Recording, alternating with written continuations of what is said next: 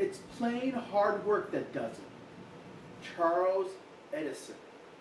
The story of Thomas Alva Edison's life, 1847 to 1931, is the stuff of the American dream is made of.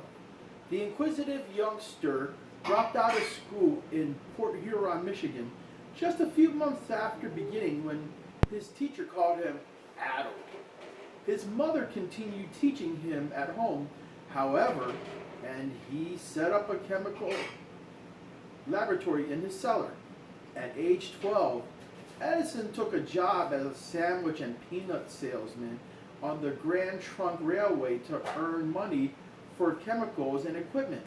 He moved his laboratory into baggage car and after buying a small printing press, started printing out the first newspaper ever published on a moving train.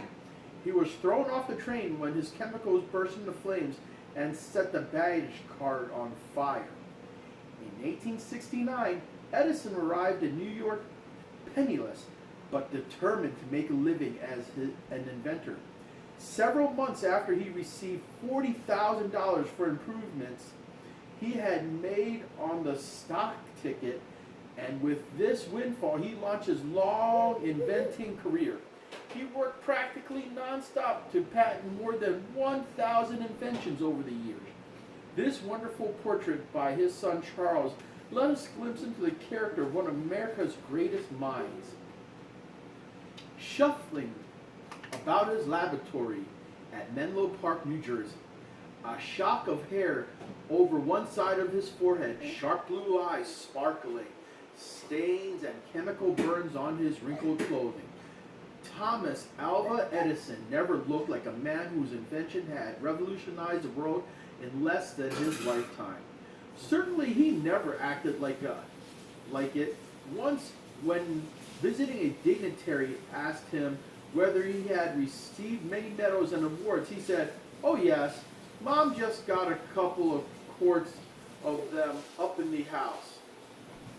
Mom was his wife, my mother. Yet every day, to those of us who were close to him, he demonstrated what a giant amongst men he was. Great as were his contributions to mankind, he patented and recorded 1,093 inventions in his lifetime. It is not for these I remember him, but for his matchless courage, his imagination and determination, his humility and wit. At times, he was just plain mischievous. Because of his prodigious work schedule, his home life was relatively restricted, but he did find time to go fishing, motoring, and the likes with the family. And when we children were young, to play parcheesi and romp on the floor with us, one thing I remember well is his Independence Day in Glenmont, our three-story gable home in West Orange, New Jersey, which is now a national monument. This was Father's favorite holiday.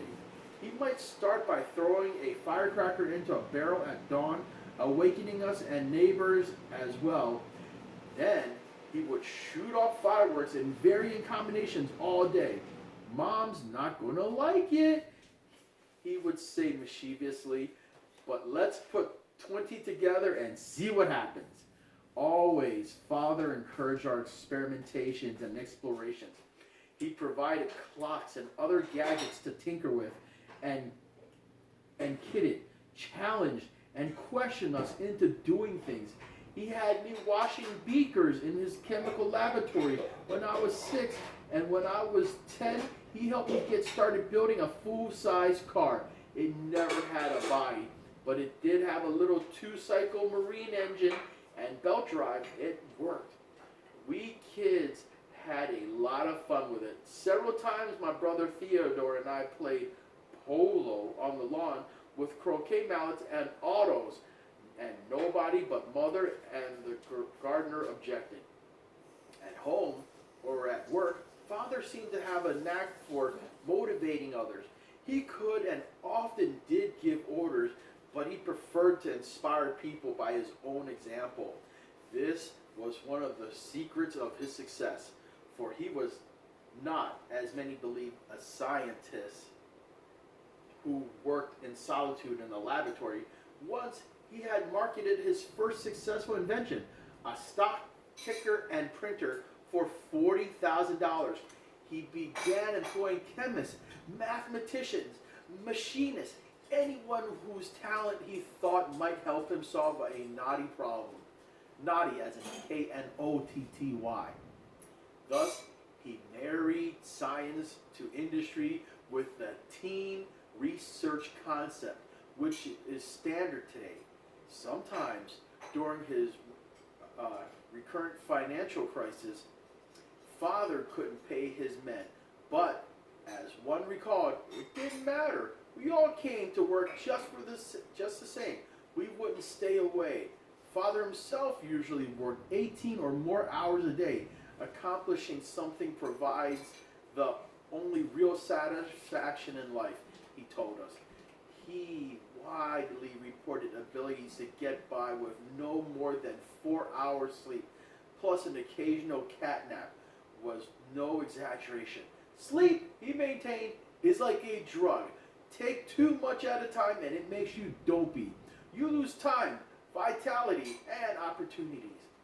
His success are well known in the phonograph, which he invented when he was 30. He captured sounds on records. His incandescent bulb lighted the world.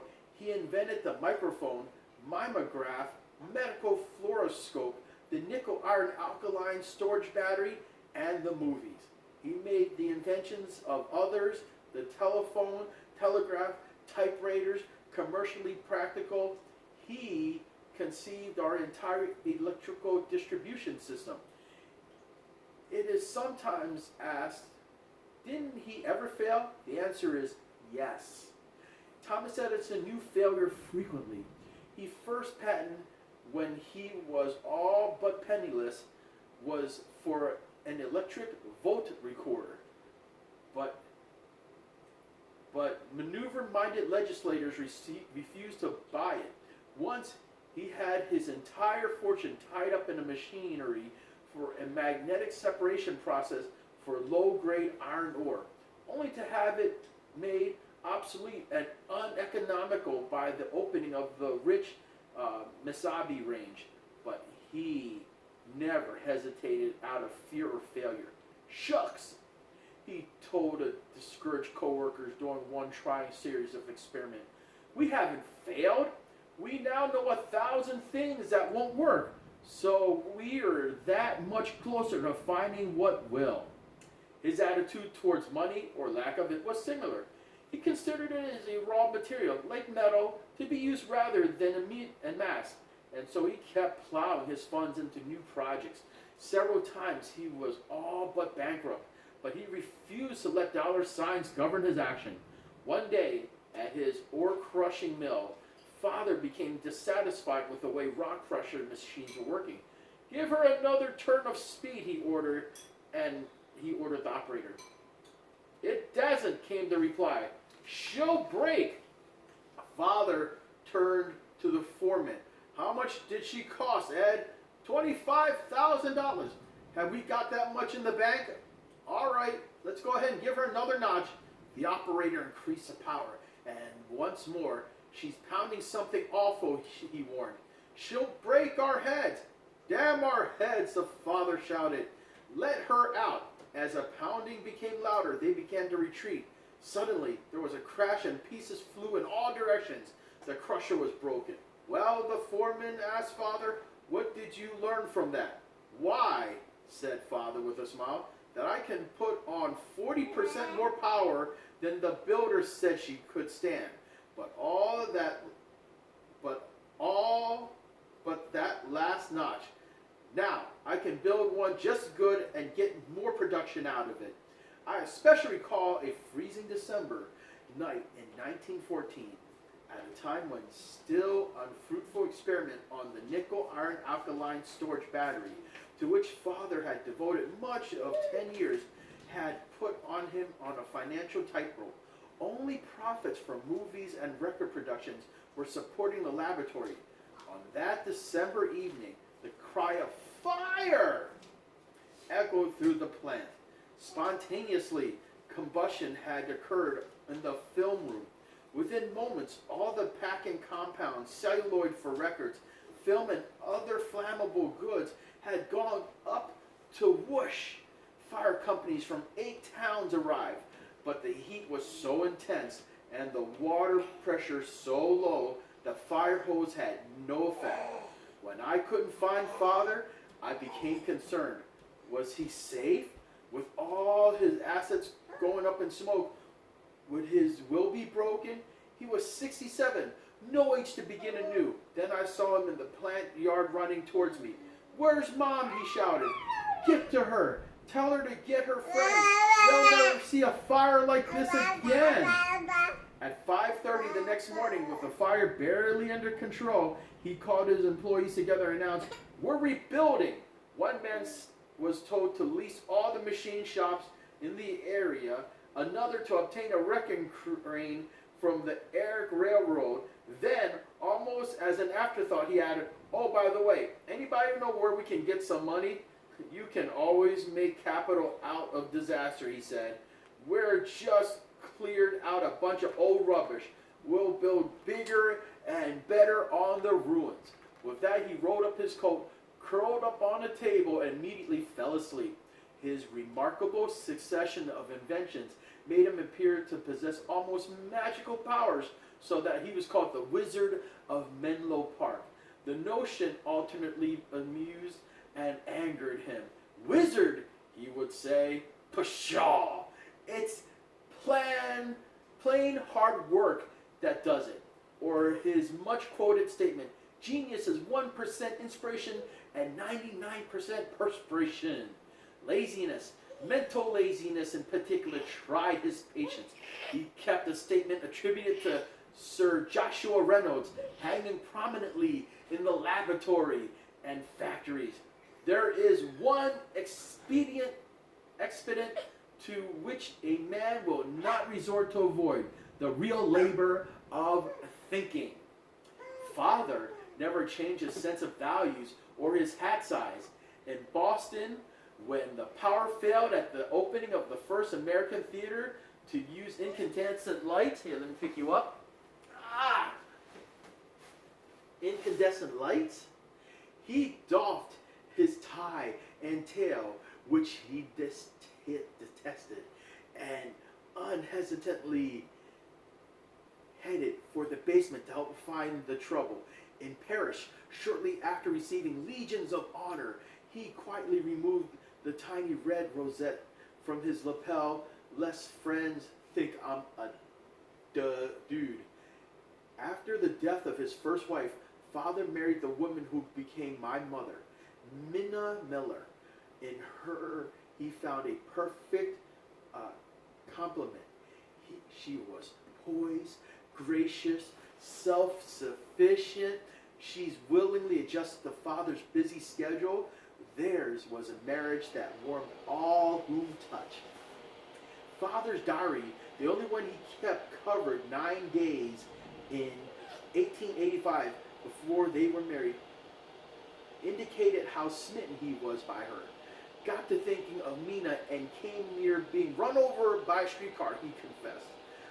When he proposed, it was in Morse code, which she learned during their courtship. In later life, when he worked at a desk at home, she was at hers beside him, usually busy with civics projects in which she was extremely active. Yeah? Thomas Edison has sometimes been represented as uneducated. Actually, he was only 6 months of formal schooling, but under his mother's tutelage in Port Huron, Michigan, he had read such classics as Decline and Fall of Roman Empire at the age of 8 or 9. After becoming a vendor and newsboy on the Grand Trunk Railroad, he spent his whole days in Detroit Free Library, which he read from top to bottom. In our home, he always had books and magazines, as well as half a dozen daily newspapers. From childhood, this man who was accomplished so much was almost totally deaf. He could hear only the loudest noise and shouts. But this did not bother him. I haven't heard a bird sing since I was 12, he once said. But rather than a handicap, my deafness probably has been beneficial.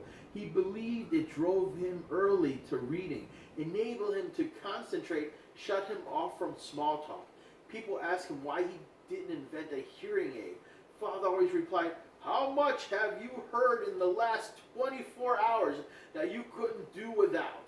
He followed up with, a man who has to shout can never tell a lie. He enjoyed music, and if the arrangement emphasized the melodies, he could listen by biting a pencil, placing the other end of it against a phonograph cabinet. The vibrations and rhythm came through perfectly. The phonograph, incidentally, was his favorite of all his inventions. Although his deafness required shouted conversation or written questions and answers, reporters enjoyed interviewing him for his pithy, penetrating comments. Once asked what advice he had for youth, he replied, youth doesn't take advice. He never accepted happiness or contentment as worthwhile goals. Show me a thoroughly satisfied man, he said, and I will show you a failure. Asked if technology's progress could lend to overproduction, he replied, there cannot be overproduction of anything which men and women want, and their wants are unlimited, except by the size of their stomachs. Many tributes were paid Father by two pleased him especially. One came on October 21st, 1929, the golden anniversary of the incandescent lamp, and Henry Ford recreated Father Menlo Park, New Jersey laboratory in December. Michigan, in laboratory in Dearborn, Michigan, to be permanently shrined in Ford's vast exhibit of Americas in Greenfield Village. This was Ford's expression of gratitude to Father for his words of encouragement when doubt was despair. Oh, let me get this. Come here, honey.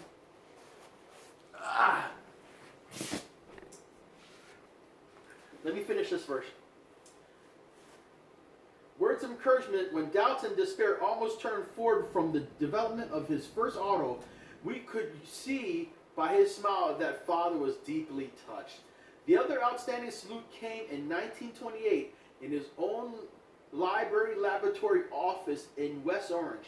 He had received honors and medals from many nations, but it was particularly gratifying when on this occasion Father was awarded a special gold Medal of Congress of the United States in recognition for his achievements.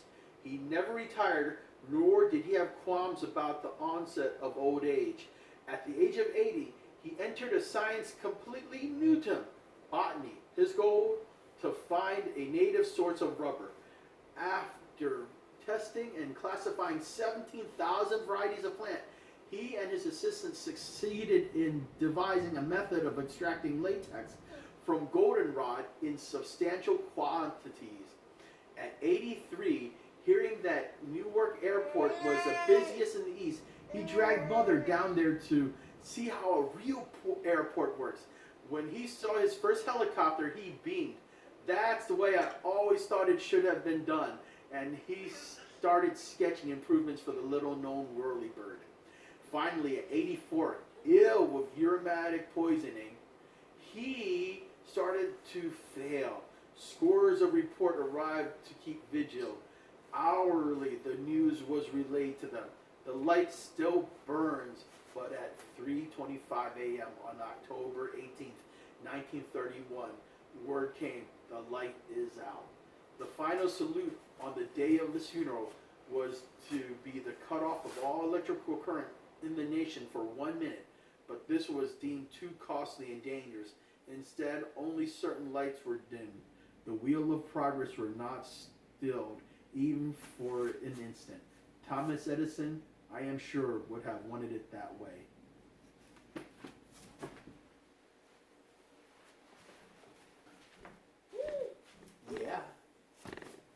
That's for you.